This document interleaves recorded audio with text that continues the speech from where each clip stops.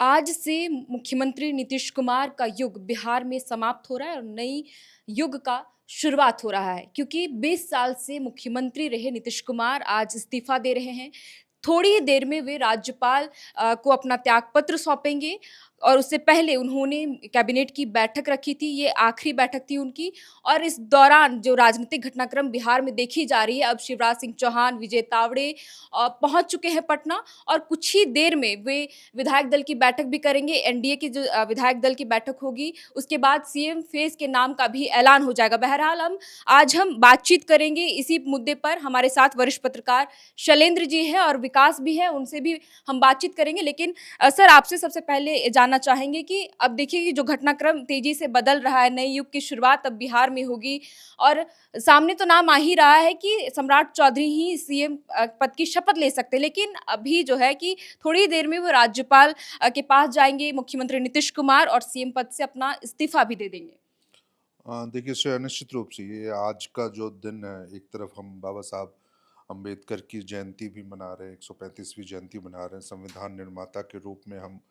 उनको अपनी श्रद्धांजलि और नमन भी कर रहे हैं। और दूसरी तरफ ये है जो बिहार के लिए आज एक बड़ा दिन हो रहा है, क्योंकि पिछले 20 30 या 35 सालों से हुँ, बिहार की राजनीति जो रही है वो लालू यादव, चाहे राबड़ी देवी या फिर नीतीश कुमार के इर्द गिर्द ही सिमटती रही है। बिल्कुल।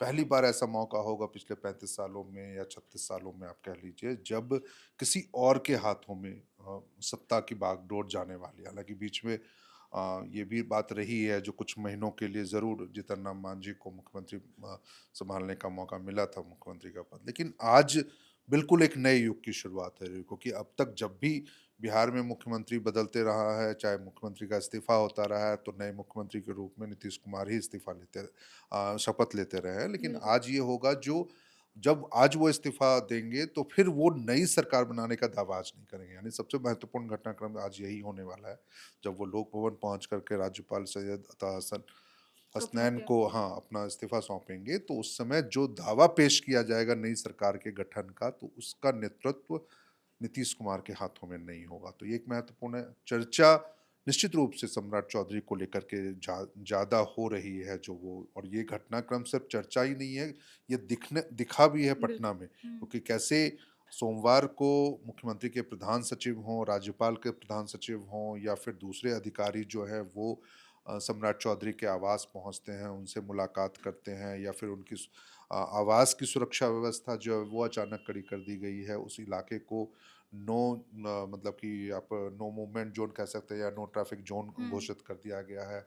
आज भी जब मतलब कैबिनेट की बैठक होने वाली थी, नीतीश कैबिनेट की अंतिम बैठक जो होने वाली थी, तो एक अने मार्ग से नीतीश कुमार जब निकलते हैं गाड़ी से, तो उस दौरान वो सम्राट चौधरी के साथ निकलते हैं, यानी कैबिनेट की बैठक के लिए शुरू सम्राट होने से चौधरी पहले ही। शुरू होने से पहले, हाँ, तो वो निकल रहे हो, तो संकेत इतने सारे ज़्यादा संकेत मिल रहे हैं सम्राट चौधरी के सीएम बनने को लेकर के। लेकिन यही है, जो बीजेपी है, कुछ भी फैसला ले सकती है, कुछ भी अलग फैसला ले सकती है, क्योंकि एक सवाल तो ये भी उठ रहा है, जब बीजेपी विधायक दल के नेता सम्राट चौधरी हैं, हुँ। तो आज फिर किस मामले को लेकर के बीजेपी विधायक दल की बैठक हो रही है, और उसमें क्या नेता का चयन होने वाला है? तो कई सवाल चीज़ें हैं।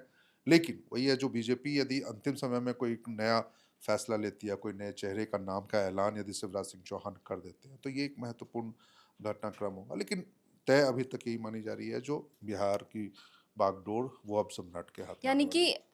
जदयू जो बड़े भाई की भूमिका में अब तक बिहार में रहते आई, लेकिन अब बीजेपी जो है बड़े भाई की भूमिका में पहली बार आ रही है। तो ऐसे में आप देख सकते हैं कि जैसे कि आपने भी कहा कि सम्राट चौधरी का नाम लगभग तय माना जा रहा है और जिस तरीके से उनके आवास में सिक्योरिटी बढ़ाई गई और बीजेपी आवास में भी बीजेपी आवास को अब सजाया जा रहा है और वहाँ पर जो भी रिपोर्टर है, उनकी एंट्री भी बंद कर दी गई, जो भी अपडेट आ रहा है ऐसे।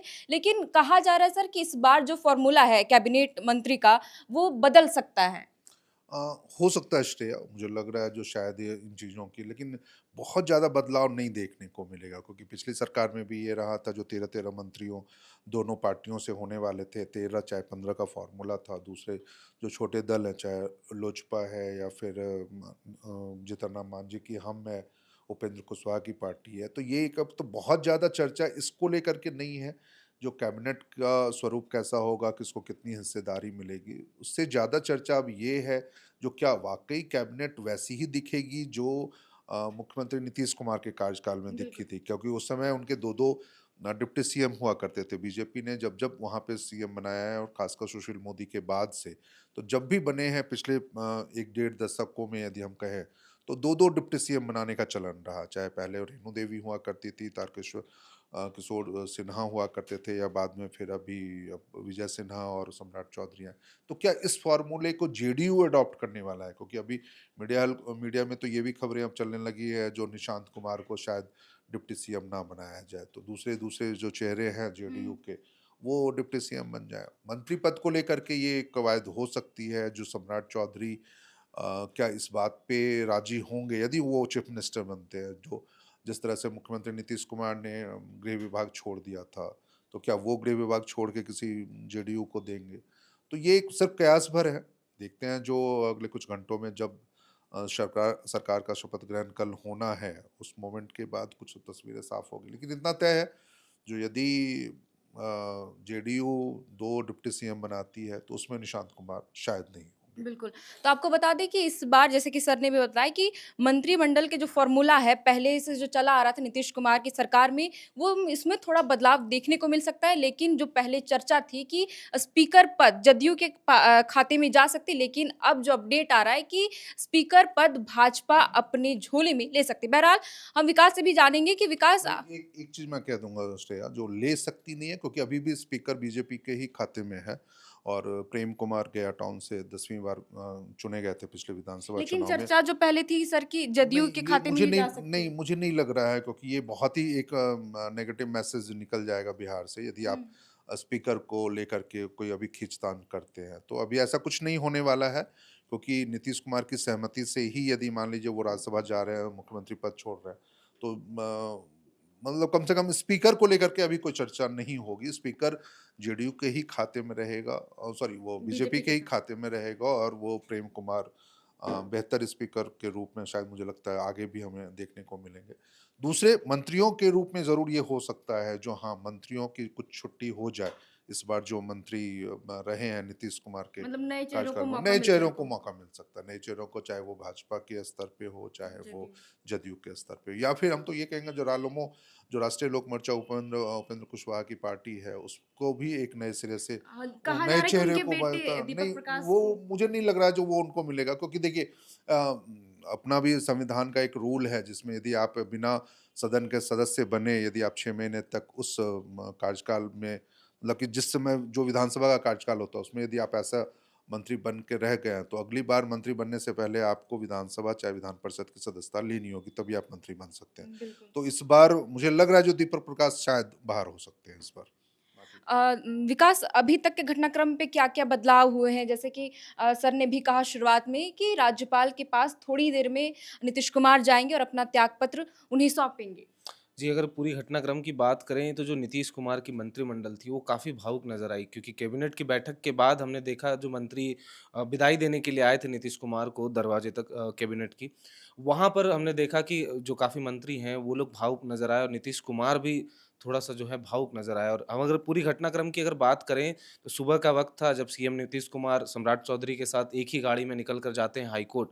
वहाँ पर संविधान निर्माता हमारे डॉक्टर भीमराव अंबेडकर की जो श्रद्धांजलि वो देते हैं, जिसके बाद वहाँ से वो निकल कर कैबिनेट की बैठक में जाते हैं और वहाँ से वो जब निकलते हैं तो उनके साथ सिर्फ मंत्री जो विजय चौधरी हैं, वो उनके साथ गाड़ी में थे और सम्राट चौधरी अलग अपनी गाड़ी से चले गए और सीधे सीएम आवास की तरफ गए हैं नीतीश कुमार जो है। और इस दौरान अगर हम देखें तो तमाम, चाहे वो राष्ट्रीय लोक मोर्चा हो, हम हो या अन्य जो पार्टी हैं, सभी की विधायक दल की बैठक हो रही है अपने स्तर पर। अब सब 4 बजे जो है एकत्रित होंगे, जहाँ पर जो है शिवराज सिंह चौहान सीएम पद की जो है घोषणा करेंगे। और इस पूरे घटनाक्रम में हम देखें तो अगर हम चाहे आरएलएम की बात करें तो दीपक प्रकाश का भी एक बयान सामने आ रहा है कि वो भी मतलब कहें कि एक भावुक पल है, वो कह रहे हैं नीतीश कुमार की विदाई, क्योंकि जिस तरह से उन्होंने बात कही है कि नीतीश कुमार को हमने आदर्श की तरह देखा है बिहार में सीएम के तौर पर। हुँ। तो और बाकी मतलब जो एक हम युग पार्टी का है तो अंत हो रहा है एक अब। युग का अंत हो रहा है, तो जो सहयोगी दल हैं उनमें भी कहीं न कहीं एक भावुक क्षण है उनके लिए भी। और काफ़ी इस पर जो है लोग बातचीत कर रहे हैं और चर्चा जो है काफ़ी तेज़ हो गई है इस मामले को लेकर। तो एक चीज़ और जो नई अपडेट ये आ रही है श्रेया, जो हम अपने दर्शकों को जो चर्चा ये आ रही है, जो शायद प्रधानमंत्री और गृह मंत्री नई सरकार के शपथ ग्रहण समारोह में नहीं हो सकते हैं शामिल, मतलब ये क्योंकि पहले जो चर्चा थी कि वो आ वो सकते आ हैं। सकते हैं। और उनकी चर्चा ये भी थी, जो आज ही वो प्रधानमंत्री कम से कम आज ही पटना पहुंच जाएंगे, रात्रि विश्राम पटना में करेंगे और कल सुबह जो शपथ बिल्कुल। ग्रहण होने वाला है तो उसमें वो शामिल हो सकता है। लेकिन अभी जो मीडिया में ये खबरें आ रही है, हालांकि कोई पुष्टि, आधिकारिक पुष्टि इस बात की नहीं है, ना तो बीजेपी सूत्रों से है या ना ही बिहार सरकार की ओर से या कैबिनेट सचिवालय की ओर से ऐसी कोई पुष्टि अब तक नहीं आई है। लेकिन जो खबरें मीडिया में चल रही है उसमें यही है, जो प्रधानमंत्री और गृह मंत्री दोनों इस नई सरकार के शपथ ग्रहण समारोह से दूरी बना सकते हैं। लेकिन ये अलग है, जो सहयोगी दल के तमाम मंत्री या बीजेपी के शीर्ष नेतृत्व, बड़े बड़े नेता, ये जरूर यहाँ पे मौजूद रह सकते हैं। बिल्कुल। तो कुल मिलाकर हमने आपको बताया कि बिहार में जो घटनाक्रम अभी चल रहा है, नए राजनीतिक दौर की अब शुरुआत होगी, क्योंकि नीतीश कुमार जो 20 साल से मुख्यमंत्री रह चुके थे, अब वो इस्तीफ़ा दे चुके हैं। राज्यपाल को उन्होंने अपना त्यागपत्र सौंप दिया है और शिवराज सिंह चौहान थोड़ी ही देर में, यानी कि 4 बजे वो सीएम पद के नाम की घोषणा करेंगे कि सीएम पद की शपथ कौन लेंगे। हालाँकि जो चर्चा है कि सम्राट चौधरी सीएम बन सकते हैं। तो जो भी नया अपडेट आएगा हम आपके साथ ज़रूर साझा करेंगे। फिलहाल के लिए इस वीडियो में इतना ही। आप देख रहे थे एयर नाउ, हमारा नाम है शरतन। उस पूरे बातचीत में हमारे साथ शामिल थे शैलेंद्र जी और विकास, और कैमरे के पीछे मौजूद है हमारे सहयोगी अभिषेक। बहुत-बहुत शुक्रिया।